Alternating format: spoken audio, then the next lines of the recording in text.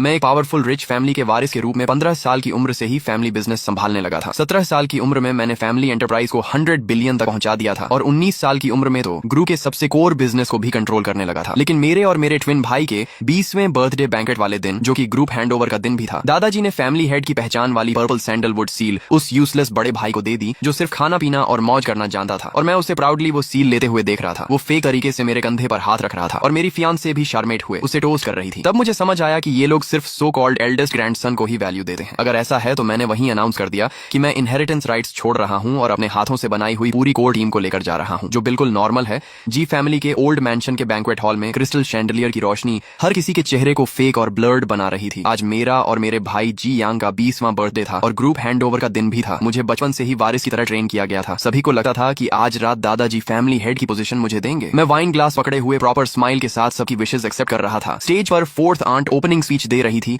और atmosphere peak पर पहुंच चुका था। तभी दादाजी खड़े हुए और पूरा हॉल शांत हो गया। उन्होंने गला साफ किया और जोर से बोले, आज मेरे दोनों पोतों का 20वां बर्थडे है और मेरा रिटायरमेंट डे भी। फिर उन्होंने पॉज लिया और उनकी नजर आखिर में मुझ पर आकर रुकी। उनकी आंखों में कॉम्प्लेक्स इमोशन था। मेरा हार्ट बीट तेज हो गया। जी फैमिली के रूल्स के अनुसार फैमिली हेड की पोजीशन एल्डेस्ट ग्रैंडसन को दी जाती है। मेरा दिल जैसे रुक गया। मैं और जी यांग ट्विंस हैं। वो मुझसे सिर्फ 3 मिनट बड़ा है और उन्हीं 3 मिनट की वजह से मेरी 20 साल की मेहनत खत्म होने वाली थी। मैंने देखा दादाजी ने बॉक्स खोला और वो हैवी सील निकाली। फिर मुझे इग्नोर करके जी यांग की तरफ बढ़ गए, जो मेरे पास ही केयरलेस अंदाज में खड़ा था। जी यांग, आज से तुम जी फैमिली के हेड हो और जी ग्रुप के चेयरमैन भी। याद रखना, तुम एल्डेस्ट ग्रैंडसन हो और जिम्मेदारी निभानी है। जी यांग एक पल के लिए शॉक्ड हुआ, फिर उसके चेहरे पर एक्साइटमेंट फूट पड़ी। उसने ऑलमोस्ट छीनते हुए सील ले ली। थैंक यू ग्रैंडपा, मैं जरूर करूंगा। पूरा हॉल डेड साइलेंट हो गया। सभी की नजरें स्पॉटलाइट की तरह मुझ पर टिक गईं। किसी की आंखों में सिंपैथी थी, किसी में मॉकरी और कुछ लोग अंदर ही अंदर खुश थे। मेरे चेहरे की मसल्स स्टिफ हो गईं और मैं स्माइल मेंटेन नहीं कर पा रहा था। तभी मेरे दिमाग में एक क्लियर आवाज गूंजी, हा हा हा, जीत गया, जीत गया। मैंने कहा था ना, 3 मिनट पहले पैदा होना ही क्राउन प्रिंस बनने के लिए काफी है। जियान जैसा इडियट, इतना पढ़ा, इतना काम किया, इतना स्ट्रगल किया और आखिर में सब मेरे लिए ही किया। मजा आ गया। मैंने शौक में जियांग की तरफ देखा। वो सील उठाए खड़ा था। चेहरे पर प्योर एरोगेंस था, लेकिन मुंह से बोल रहा था, भाई आगे भी मेरी मदद करना, हम दोनों मिलकर फैमिली संभालेंगे। तब मुझे समझ आया, ये उसकी इनर वॉइस है। मुझे नहीं पता मैं उसका मन कैसे सुन पा रहा हूँ। शायद एक्सट्रीम ह्यूमिलिएशन और एंगर ने कोई हिडन एबिलिटी एक्टिवेट कर दी। जियांग मेरे पास आया और मेरे कंधे पर जोर से हाथ मारा। उसकी ताकत में शोइंग ऑफ साफ दिख रहा था। देखो, इसका फेस बचपन से खुद को परफेक्ट दिखाता था। सोचता था सब फिक्स है, लेकिन ओल्ड मैन के लिए मैं ही सबसे इंपॉर्टेंट हूँ। मैंने अपने नेल्स हथेली में गड़ा दिए। तभी मेरी फियांसे ल्यू रुयन वाइन लेकर उसके पास गई। उसने वही एक्सपेंसिव ड्रेस पहनी थी जो मैंने उसके लिए खरीदी थी। उसके चेहरे पर ब्लश था और आंखों में चार्म। जी यांग ब्रो, कंग्रेचुलेशंस, फ्यूचर में मैं आपको रोस्ट करती हूँ। उसने मेरी तरफ देखना भी जरूरी नहीं समझा। तभी उसकी इनर वॉइस मेरे कानों में गूंजी, अच्छा हुआ मैंने सही इंसान चुना। जी यान केपेबल है तो क्या। जी फैमिली जैसे ट्रेडिशनल क्लैन में सबसे इंपॉर्टेंट ऑर्डर और स्टेटस होता है। अब मैं फ्यूचर चेयरमैन की वाइफ बनूंगी। तब मुझे समझ आया, मेरी सारी वैल्यू उन 3 मिनट के सामने कुछ भी नहीं थी। रूल्स और ट्रेडिशन सिर्फ मीडियोक्रिटी को बचाने और टैलेंटेड लोगों को दबाने का बहाना है। मैंने जी यंग को ल्यू रुयन का ग्लास पीते देखा और जानबूझकर उसकी उंगलियों को टच करते देखा। मैंने दादाजी को सेटिस्फाइड होकर बियर्ड सहलाते देखा, जैसे उन्होंने दुनिया का सबसे स्मार्ट डिसीजन लिया हो। और रिलेटिव्स जी यंग के चारों तरफ फ्लैटर कर रहे थे, जैसे मैं कोई बैकग्राउंड कैरेक्टर हूँ। मेरे अंदर का एंगर आखिर टूट गया। मैंने धीरे से मुट्ठी खोली और हंस पड़ा। आवाज धीमी थी, लेकिन पूरे हॉल को चुकर आ गई। मैंने माइक उठाया और स्टेज पर चला गया। लाइट्स फिर मुझ पर आ गई। थैंक यू सभी गेस्ट जो मेरे और मेरे भाई के बर्थडे बैंक्वेट में आए। मैंने जानबूझकर भाई शब्द पर जोर दिया। दादाजी ने सिर हिलाया, अच्छा है, समझदार हो, आगे भी अपने भाई की मदद करना, तुम्हें फायदा मिलेगा। जी यंग स्मर कर रहा था। कंटिन्यू एक्टिंग देखते हैं। कब तक मैं पूरे हॉल को देकर बोला, अगर जी फैमिली इतना ही एल्डेस्ट ग्रैंडसन रूल को मानती है तो मैं जीएन यहाँ अनाउंस करता हूँ कि मैं वॉलंटरीली इनहेरिटेंस राइट्स छोड़ रहा हूँ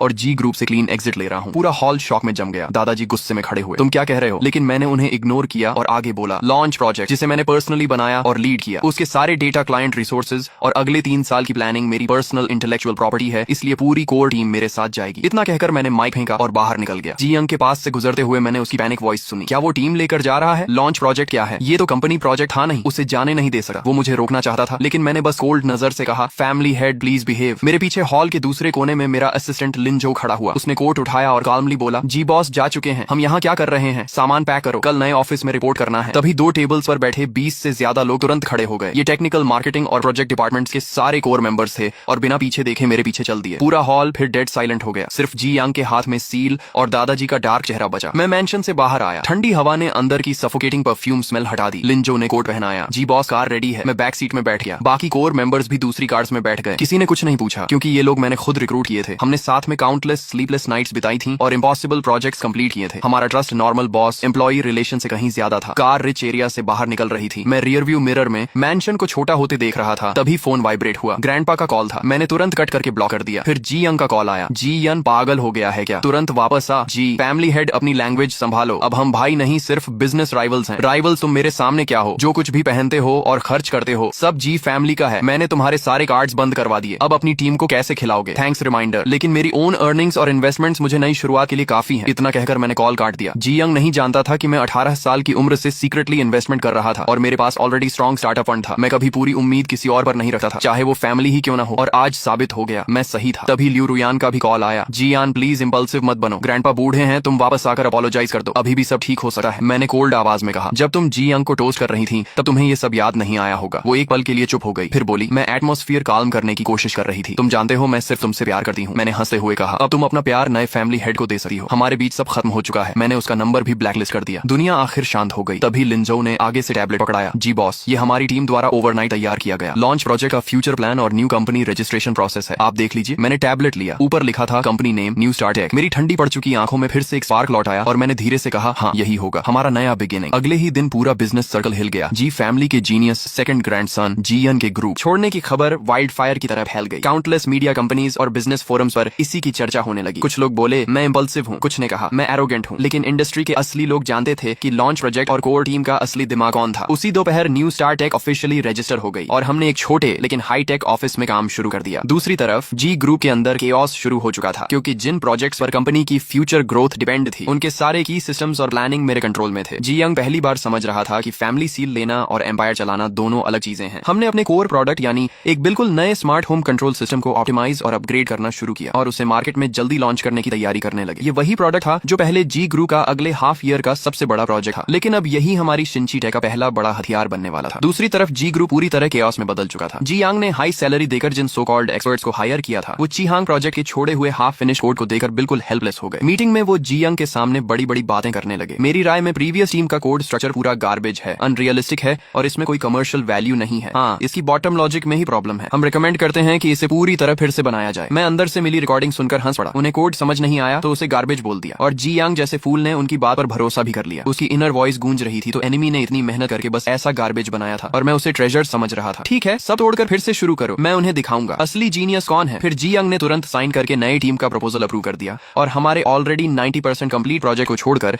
जीरो से रीस्टार्ट करने का फैसला कर लिया। इस डिसीजन की वजह से जी ग्रुप को इस प्रोजेक्ट में कई करोड़ एक्स्ट्रा इन्वेस्टमेंट और कम से कम आधा साल एक्स्ट्रा टाइम गंवाना पड़ा। ग्रैंडपा ऑफिशियली रिटायर हो चुके थे, लेकिन कंपनी में क्या चल रहा है ये उनसे छुप नहीं सकता था। उन्होंने जी यांग को ओल्ड मैंशन बुलाकर जमकर डांटा। बेवकूफ, तुझे पता भी है सब कुछ दोबारा शुरू करने का मतलब क्या होता है? इसका मतलब है कि हमारी पिछले 6 महीने की सारी इन्वेस्टमेंट पानी में चली गई। जी यंग डरते हुए बोला। ग्रैंडपा उन नए एक्सपर्ट्स ने साफ कहा है कि जी यंग सिर्फ एक फैंसी लेकिन यूजलेस शेल छोड़कर गया है। आप हमेशा उसे परफेक्ट मत समझिए, अब वो हमारा एनिमी है। उसकी इनर वॉइस फिर गूंजी। ओल्ड मैन हमेशा उसी की साइड लेता है, अब भी उसी को बचा रहा है। मुझे कुछ बड़ा करके दिखाना होगा ताकि उसे पता चले सही कौन है। आखिर ग्रैंडपा भी उसे रोक नहीं पाए और भारी सांस लेकर चुप हो गए और मैंने इसी परफेक्ट टाइमिंग एडवांटेज को पकड़ लिया। 1 महीने बाद सिंची टेक ने अपनी पहली प्रोडक्ट लॉन्च कॉन्फ्रेंस रखी। मैं स्पॉटलाइट के नीचे खड़ा होकर मीडिया और पोटेंशियल पार्टनर्स के सामने हमारा स्मार्ट होम सिस्टम कीमिंग इंट्रोड्यूस कर रहा था। कीमिंग सिस्टम आपकी जिंदगी को रीडिफाइन करेगा। ये सिर्फ एक कंट्रोलर नहीं बल्कि आपका इंटेलिजेंट स्मार्ट असिस्टेंट होगा। इसकी smooth performance, human friendly design और पावरफुल कंपैटिबिलिटी मार्केट के सभी सिमिलर प्रोडक्ट्स से कई गुना बेहतर थी। लॉन्च होते ही कीमिंग पूरे टेक इंडस्ट्री में सेंसेशन बन गया। उसी दिन हमने देश की टॉप 3 होम डेकोरेशन कंपनीज के साथ स्ट्रेटेजिक पार्टनरशिप साइन कर ली और ऑर्डर्स की टोटल वैल्यू 50 मिलियन से ऊपर पहुंच गई। सिंची टेक एक ही बार में फेमस हो गई। ऑफिस के फोन्स लगातार बज रहे थे, जबकि उसी समय जी ग्रुप अभी तक अपने नए प्लान का बेसिक स्ट्रक्चर भी पूरा नहीं कर पाया था। जब जी यांग ने न्यूज में मुझे कॉन्फिडेंस के साथ स्टेज पर देखा और कीमिंग सिस्टम के अमेजिंग फीचर्स देखे तो उसने गुस्से में अपना फेवरेट एंटीक वेस तोड़ दिया। ये इम्पॉसिबल है, ये तो वही प्लान है जो हमने बनाया था। वो 1 महीने में इतना पावरफुल कैसे हो गया? तब जाकर उसे एहसास हुआ कि वो उन फेक एक्सपर्ट्स द्वारा बेवकूफ बनाया गया था, जिसे वो गार्बेज समझ रहा था। वो एक्चुअली मार्केट बदल देने वाला गोल्ड था और उसने खुद उस गोल्ड को डस्टबिन में फेंक दिया। जी ग्रुप के स्टॉक्स फिर बुरी तरह गिर गए। बोर्ड मीटिंग में जो अंकल्स पहले ग्रैंडपा की साइड लेते थे अब कंप्लेन करने लगे। देख लिया क्या हो गया, जीएन के जाते ही कंपनी और नए प्रोजेक्ट्स ऑलमोस्ट कोलैप्स हो गए और अब वही हमारे प्रोजेक्ट को लेकर हमारा बिगेस्ट कॉम्पिटिटर बन गया। ये आखिर हो क्या रहा है? ग्रैंडपा मेन सीट पर बैठे थे और उनका चेहरा इतना डार्क था जैसे पानी टपक पड़े। वो दांत पीस कर बोले, जीएन, उस बास्टर्ड के पंख निकल आए हैं। उसने पलट कर काटना शुरू कर दिया, लेकिन उन्हें नहीं पता था कि ये तो सिर्फ शुरुआत ही। कीमिंग सिस्टम की सक्सेस ने शिंची टेक को इंडस्ट्री में मजबूती से खड़ा कर दिया। हमने तुरंत मार्केट एक्सपैंड करना शुरू किया और सिर्फ 3 महीनों में domestic high and smart home market का 30% हिस्सा अपने नाम। लेकिन लियू रुयन की हालत भी अच्छी नहीं रही। जी यांग बाहर लड़कियों और पार्टीज में बिजी रहने लगा और उसे पूरी तरह भूल गया। लियू फैमिली ने गलत साइड चूज की थी, इसलिए उनकी सोशल पोजीशन भी तेजी से गिरने लगी। सुनने में आया कि लियू रुयन कई बार पार्टीज और बिजनेस इवेंट्स में मुझसे मिलने की कोशिश करती रही, लेकिन हर बार मेरे बॉडीगार्ड्स ने उसे बाहर ही रोक दिया। मैंने उसे एक बार भी प्रॉपर्ली देखने की जरूरत नहीं समझी। कुछ लोग एक बार लाइफ से निकल जाएं तो हमेशा के लिए खत्म हो जाते हैं और मेरे पास ऐसे बोरिंग यंग लोगों और चीजों पर वेस्ट करने के लिए बिल्कुल समय नहीं था। मेरा असली लक्ष्य था उस रॉटन और एरोगेंट जी ग्रुप को पूरी तरह खत्म करना, जो सिर्फ ब्लड लाइन और एल्डेस्ट सन रूल्स को ही सब कुछ मानता था। जी ग्रुप की फाइनेंशियल कंडीशन अब कोलैप्स होने की कगार पर पहुंच चुकी थी। जी यंग की बेवकूफ इन्वेस्टमेंट्स एक बॉटमलेस पिट की तरह कंपनी का पैसा निगल रही थी और कोर बिजनेस की डाउनफॉल की वजह से कंपनी रेवेन्यू भी बुरी तरह गिर चुका था। बैंक्स लोन रिपेमेंट मांगने लगे, सप्लायर्स पेमेंट के लिए ऑफिस पहुंचने लगे, कंपनी के अंदर पैनिक फैल गया, एम्प्लॉइज सीक्रेटली रिजाइन करने लगे। आखिरकार जी यंग डर गया, उसके पास कोई तरीका नहीं बचा, इसलिए वो फिर से ओल्ड मैंशन में दादाजी के पास मदद मांगने पहुंच गया। स्टडी रूम में दादाजी लेटेस्ट फाइनेंशियल रिपोर्ट देकर कांप रहे थे। सिर्फ 6 महीने में तुमने कंपनी की ये हालत कर दी। जी फैमिली की 100 साल पुरानी लेगेसी तुम्हारे जैसे निकम्मे की वजह से खत्म हो जाएगी। जी यंग जमीन पर घुटनों के बल बैठ गया और रोते हुए बोला, ग्रैंडपा मुझसे गलती हो गई, प्लीज एक बार और मदद कर दीजिए। ओल्ड मैन के पास जरूर सीक्रेट मनी होगा, अगर वो निकाल दें तो कंपनी बच सकती है। वंस कंपनी स्टेबल हो गई तो मैं सब संभाल लूंगा। दादाजी ने आंखें बंद कर ली, उनके चेहरे पर सिर्फ थकान और डिसअपॉइंटमेंट बची थी। काफी देर चुप रहने के बाद उन्होंने कहा, अभी सिर्फ एक रास्ता बचा है। जी यंग तुरंत बोला, कौन सा रास्ता? दादाजी ने भारी आवाज में कहा, जियन को वापस लाओ। अगर वो वापस आने को तैयार हो जाए तो मैं फैमिली सील उसे दे दूंगा और तुम्हें उसका असिस्टेंट बना दूंगा। आखिर इस हालत में उन्हें झुकना ही पड़ा, लेकिन जी यंग तुरंत भड़क गया, इम्पॉसिबल, मैं उसके सामने झुकूं और उसका असिस्टेंट बनूं? मैं ही एल्डेस्ट ग्रैंडसन हूं, मैं ही फैमिली हेड हूं, उससे माफी मांगने से अच्छा तो मैं मर जाऊं। वो आखिर है क्या? बस मेरे पेरेंट्स का उठाया हुआ एक आउटसाइडर। तभी उसकी इनर वॉइस मेरे दिमाग में गूंजी। आउटसाइडर ये शब्द बिजली की तरह मेरे दिमाग में गिरा। मैं हमेशा सोचता था कि हम ट्विंस हैं, बचपन से सब यही कहते आए थे, क्या सच कुछ और है? मैंने तुरंत लिंजो को ऑर्डर दिया कि जिस हॉस्पिटल में हमारा जन्म हुआ था वहाँ के सारे पुराने रिकॉर्ड्स निकलवाए जाएं। 3 दिन बाद लिंजो मेरे सामने एक पुरानी बर्थ सर्टिफिकेट में मदर का नाम मेरी माँ का ही था, लेकिन बेबी इन्फॉर्मेशन में सिर्फ जी यंग का नाम लिखा था और डीएनए रिपोर्ट ने तो सब क्लियर कर दिया। एक रिपोर्ट में जी यंग और मेरे पेरेंट्स के बीच रियल ब्लड रिलेशन था, लेकिन दूसरी रिपोर्ट में मेरे और उनके बीच कोई ब्लड रिलेशन नहीं था। यानी मैं असल में जी फैमिली का बच्चा था ही नहीं। मुझे उसी दिन हॉस्पिटल से उठाकर लाया गया था। नहीं, शायद ये कोई एक्सीडेंट नहीं था। जी फैमिली जैसी पावरफुल फैमिली 20 साल तक ऐसी गलती नोटिस न करे, ये इम्पॉसिबल था। इसका मतलब ये सब जानबूझकर किया गया था। शायद उस समय जी यंग बहुत वीक और सिक पैदा हुआ था, इसलिए फैमिली ने एक हेल्थी बच्चे की जरूरत में मुझे उठा लिया ताकि दुनिया को ट्विंस की कहानी सुनाई जा सके, और मैं सिर्फ उनका बैकअप प्लान था। मुझे हेयर की तरह ट्रेन सिर्फ इसलिए किया गया क्योंकि जी यंग कमजोर था, लेकिन जैसे ही वो बड़ा होकर हेल्थी दिखने लगा मैं एक्सपेंडेबल बन गया। एल्डेस्ट ग्रैंडसन वाला रूल सिर्फ एक एक्सक्यूज था ताकि लीगली सब कुछ जी यंग को दिया जा सके। आखिर में ये सब एक केयरफुली प्लान्ड स्कैम निकला। मैं जी यंग शुरू से आखिर तक सिर्फ जी फैमिली की चेसबोर्ड का एक पॉन था। ये सच मेरे दिल में बची हुई आखिरी उम्मीद को भी खत्म कर गया। लेकिन हैरानी की बात ये थी कि मुझे ना गुस्सा आया ना दुख, मेरे अंदर बस डरावनी शांति बची थी, क्योंकि अब मेरे और जी फैमिली के बीच कोई ब्लड रिलेशन नहीं था। इसलिए अब जो कुछ भी मैं करूंगा उसमें मुझे कोई गिल्ट महसूस नहीं होगा। उधर दादाजी के प्रेशर में आकर आखिरकार जी यंग ने मुझे फोन किया। कॉल कनेक्ट होते ही उसने दांत पीसते हुए कहा, जी यान क्या तुम फ्री हो? हमें मिलना है। उसकी इनर वॉइस लगातार मुझे गालियां दे रही थी, बस पैसे मिल जाएं फिर देखना मैं इसे कैसे बर्बाद करता हूँ। मैंने शांत आवाज में पूछा, क्या बात है? उसने मजबूरी में कहा, ग्रैंडपा चाहते हैं कि तुम वापस आकर कंपनी बचा लो। मैंने उसे बीच में ही रोक दिया, अगर मुझे वापस चाहिए तो मेरी कंडीशंस होंगी, पूरे शेयर होल्डर्स मीटिंग के सामने और मीडिया के सामने। तुम और दादाजी खुद फैमिली सील और चेयरमैन अपॉइंटमेंट लेटर मेरे हाथ में दोगे और अपने पुराने फैसले के लिए पब्लिक अपॉलॉजी भी करोगे। जी यंग पागलों की तरह चिल्लाया, इम्पॉसिबल, हम तुमसे माफी मांगे, तुम खुद को समझते क्या हो? मैंने ठंडी आवाज में कहा, तो फिर तैयार रहो 1 हफ्ते बाद जी ग्रुप की बैंकरप्सी देखने के लिए। और मैंने कॉल काट दिया। मुझे पता था दादाजी अपनी रेपुटेशन बचाने के लिए कुछ भी करेंगे, वो कभी नहीं चाहेंगे कि जी ग्रुप उनके हाथों खत्म हो। 2 दिन बाद खुद दादाजी का फोन आया। उनकी आवाज पहले जैसी पावरफुल नहीं रही थी। उन्होंने थकी हुई आवाज में कहा, तुम्हारी सारी कंडीशंस मंजूर हैं, फ्राइडे को शेयर होल्डर्स मीटिंग होगी। मीटिंग वाले दिन पूरा कॉन्फ्रेंस हॉल मीडिया और शेयर होल्डर्स से भरा हुआ था। दादाजी स्टेज पर आए, उनका चेहरा बूढ़ा और कमजोर लग रहा था। उन्होंने माइक पकड़ा और भारी आवाज में कहा, मेरी गलत डिसीजंस और जी यंग की लैक ऑफ एक्सपीरियंस की वजह से कंपनी क्राइसिस में आ गई है, इसीलिए बोर्ड ने फैसला लिया है कि जी यंग को वापस चेयरमैन बनाया जाएगा। इतना कहकर उन्होंने पर्पल सैंडलवुड सील और अपॉइंटमेंट लेटर उठाया और कांपते हुए मेरी तरफ बढ़ने लगे। सभी मीडिया कैमरास उसी मोमेंट को कैप्चर कर रहे थे। हर किसी को लगा कि ये रिकंसिलिएशन और पावर ट्रांसफर का मोमेंट है, लेकिन तभी मैंने उन्हें रोक दिया। सब लोग शॉक होकर मेरी तरफ देखने लगे। मैंने अपने ब्रीफ केस से डॉक्यूमेंट्स निकाले और लिंजो को कहा कि सब शेयर होल्डर्स और रिपोर्टर्स में बांट दें। फिर मैंने माइक उठाकर कहा, चेयरमैन पोजीशन एक्सेप्ट करने से पहले मैं चाहता हूं कि आप लोग पहले ये डॉक्यूमेंट्स देख लें। दादाजी और जी यंग ने जैसे ही पेपर्स देखे, दोनों के चेहरे सफेद पड़ गए, क्योंकि उन पेपर्स पर लिखा था डीएनए टेस्ट रिपोर्ट। दादाजी के अंदर पैनिक फूट पड़ा। उसे ये कैसे पता चला? ये सीक्रेट तो सिर्फ मुझे और उसके पेरेंट्स को पता था, जबकि जी यंग कंफ्यूज्ड और डरा हुआ था। मैंने उन्हें रिएक्ट करने का मौका दिए, बिना माइक उठाया और कहा, आज मैं एक 20 साल पुराना सच बताने जा रहा हूँ। मैं जी फैमिली का असली बच्चा नहीं हूँ। मेरे हाथ में जो डीएनए रिपोर्ट है वो साबित करती है कि मेरा और उन लोगों का कोई ब्लड रिलेशन नहीं है, और दूसरी तरफ हॉस्पिटल रिकॉर्ड्स बताते हैं कि उस दिन जी फैमिली में सिर्फ एक ही बच्चा पैदा हुआ था। जी यंग पूरा हॉल शॉक में डूब गया। शेयर होल्डर्स और रिपोर्टर्स सब स्टन्ड रह गए। दादाजी कांपते हुए बोले, झूठ, ये सब झूठ है। मैंने उनकी तरफ देखकर कहा, क्या सच में झूठ है? 20 साल पहले जी यंग कमजोर पैदा हुआ था और आपको डर था कि अगर वो मर गया तो जी फैमिली खत्म हो जाएगी, इसलिए आपने हॉस्पिटल से एक हेल्थी बच्चा उठाकर ट्विंस की फेक कहानी बना दी, और वो बच्चा मैं था। मुझे एयर की तरह सिर्फ इसलिए ट्रेन किया गया ताकि जरूरत पड़ने पर मैं जी यंग का रिप्लेसमेंट बन सकूं। मैंने दिन रात मेहनत की कंपनी को टॉप पर पहुंचाया, सिर्फ इसलिए ताकि आपको लगे कि आपका पॉन अभी यूजफुल है। लेकिन जैसे ही जी यंग हेल्थी हुआ, आपने मुझे एक बेकार चीज की तरह फेंक दिया। क्या आपको लगा मैं फिर भी एक लॉयल डॉग की तरह वापस आकर आपकी कंपनी बचाऊंगा। मेरी हर बात दादाजी के दिल पर चाकू की तरह लग रही थी। उनका चेहरा लाल से बैंगनी पड़ गया और अचानक उन्होंने अपना सीना पकड़ा और पीछे गिर पड़े। जी यांग चीखते हुए उनकी तरफ भागा। पूरा कॉन्फ्रेंस हॉल कियास में बदल गया। रिपोर्टर्स लाइव कवरेज करने लगे। शेयर होल्डर्स पैनिक में एक दूसरे से बात करने लगे, लेकिन मैं बस कोल्ड एक्सप्रेशन के साथ ये सब देखता रहा। फिर मैं धीरे से खड़ा हुआ, अपना सूट ठीक किया और बाकी शॉक्ड शेयर होल्डर्स की तरफ देखकर बोला, डरने की जरूरत नहीं है, ये सिर्फ एक फैमिली स्कैम था। मैं यहाँ इस रॉटन कंपनी को संभालने नहीं आया था, बल्कि इसे खत्म होते देखने आया था, क्योंकि आज के बाद जी ग्रुप का नाम सिर्फ हिस्ट्री बुक्स में बचेगा। 0.1% के ओरिजिनल शेयर्स। ये शर्त सामने आते ही पूरा हॉल हिल गया। एक ऐसी कंपनी के शेयर्स जिन पर करोड़ों का कर्ज था और जो लगभग खत्म होने की कगार पर थी, उन्हें एक्सचेंज किया जा रहा था एक ऐसी नई टेक कंपनी के ओरिजिनल शेयर्स से, जिसकी वैल्यूएशन ऑलरेडी 30 बिलियन से ऊपर पहुंच चुकी थी और जो अभी भी रॉकेट की तरह ग्रो कर रही थी। ये कोई नॉर्मल एक्विजिशन नहीं था, ये तो खुली हुई दौलत बांटना था। अभी कुछ देर पहले तक गुस्से में भड़क रहे शेयर होल्डर वांग भी वहीं जम गए। टेक ओवर एग्रीमेंट पकड़े हुए उनके हाथ हल्के हल्के कांपने लगे। आखिर वो सब बिजनेसमैन थे और इस दुनिया में कोई भी पैसे के खिलाफ नहीं जाता। जी ग्रुप की हालत क्या थी, ये उनसे बेहतर कोई नहीं जानता था। कंपनी का बैंकरप्ट होना अब बस वक्त की बात थी और मेरा सामने आना ऐसा था जैसे किसी गहरी खाई के किनारे खड़े लोगों को अचानक नोआज आर्क पर चढ़ने का आखिरी मौका मिल गया हो।